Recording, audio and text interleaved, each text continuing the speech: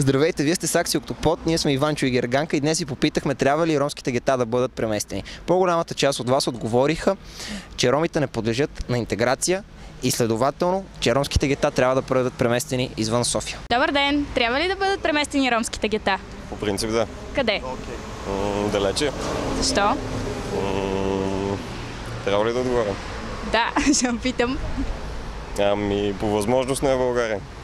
Тоест ромите не могат да се интегрират у нас, така ли? До известна степен да. И на какво се дължи това?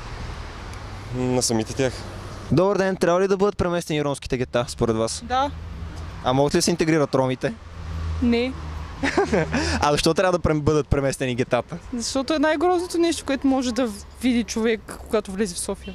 А вие минавали ли сте през тези гета? Виждали ли сте там сградите? Един единствен път. Според мен да.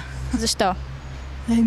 Защото те трябва да са си отделно, защото не могат да пазят таща действителност, такава каквато е в момента. Според мен всеки трябва да живее там, където трябва да живее. Не съм сигурна дали трябва да бъдат преместени. Защото би трябвало да не са в контакт с другите хора, според мен. Могат ли да бъдат интегрирани ромите или?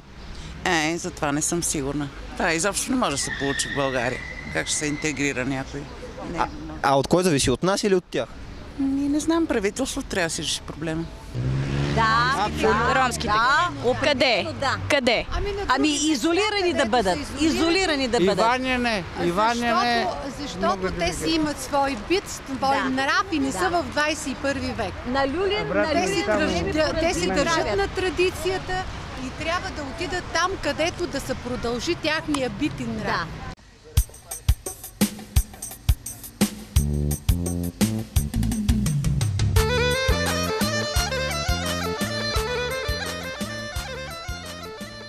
Герганке, ти слушаш ли циганска музика? Да. А танцуваш ли на нея? Да. А обичаш ли ромите? Не. Тя ги свърдат изобщо от София. Добре, мерси. В момента не мога да отговоря на този въпрос, но в всеки случай трябва да бъдат поправени и да не са толкова наблизо до другите жилищни райони. А могат ли да бъдат интегрирани ромите? Според мен не. Доста дълго време наблюдавам и мисля, че това е трудно постижимо. Не мога да ви кажа.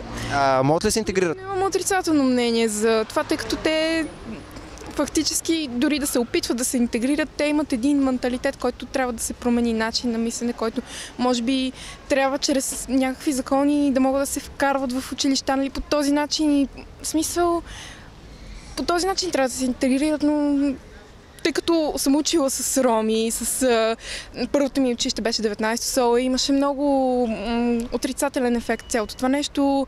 Последствие всичките бяха изключени. Това, което съм наблюдавала лично, Добре, благодаря. нещо много. Благодаря ти. Ромските гитари, Да. Нямам понятие, примерно. Те и без това са някъде на покрайнините, не знам на кой пречат. А могат ли да бъдат интегрирани ромите? Да бъдат интегрирани. Доста съмнявам, смисъл всеки го иска, ама в България няма много вяра. Имах вяра, като бях на 5, примерно.